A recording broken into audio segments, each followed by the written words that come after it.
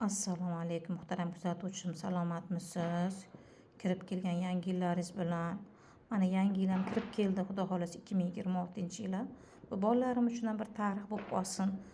Buni masalan hozirgi yilda eshitsalaring ham bu keyingi yillar uchun ham bir allaqanday maktab bo'lib qolsin deb atay olyapman. Mana bang'iloqlarning tovushini eshityapsizmi? Nahotki mana o'tgan asrda mana ikkinchi yarmidan men tug'ilgan bo'lsam, biz urushlarni eshitib katta bo'ldik-da, urush xotiralari, chunki ota-onalarimiz o'sha urush davrida tug'ilib, ularni ko'rgan paytda qiyinchiliklar ko'rishganda. Mana hozirgi urushdan keyingi mana hozir Rossiya, Ukraina, mana Falastin bilan Iroq o'rtasidagi, mana boshqa yana o'zaro davlatlar o'rtasidagi shu to'yib ketishga shunaqa bang'iloqlar, bombalarning orqasidan ular o'sha xalq to'ydida. Nahot biz musulmon bo'lib turib, mana bang'iloqni qarang. G'ayri mana din deb ana xafa bo'lamiz-u.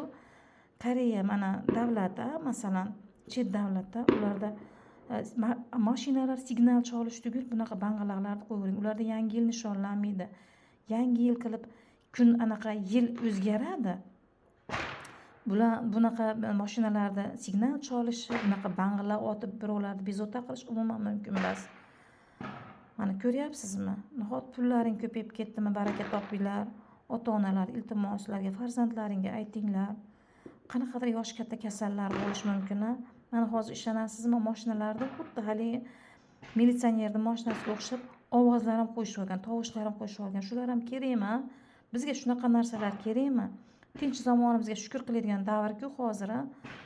Nahot mana urushlarda gapirmayapsizlarmi? Falastin va Iroq Xudoga shukr tinch edi. Ukraina mana Rossiya bunaqa bang'iloqlardan to'yishgan-ku, bunaqa bombardimon tovushlardan to'yishdi-ku, xalq to'ydi-ku. Nahot shular haqida gapirib bormayapsizlarmi? O'zaro oilada haligi ishdan kelganlaringdan keyin ham bo'lsa shukr qilish orasida shunaqa gaplarni ozgina bolalarga gapiringlar.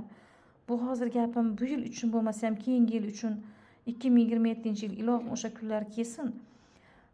O'sha kunlar uchun ham hozirgi nima saboq bo'lib, iltimos sizlardan ogizdirmanglar bolalaringga, nabiralaringga, kim bo'lsa ham nasihat qilinglar.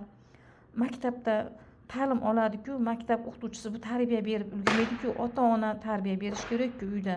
Tovushlar eshityapsizmi mana? Ko'ryapsizmi? Shuni yosh bolalar qilyapti. Bolangiz ko'chaga chiqib ketayotganda, qayerga ketyapsan jon bolam? O'tir uyda desangiz bo'lmaydi, mana bolalar tovushini qarang.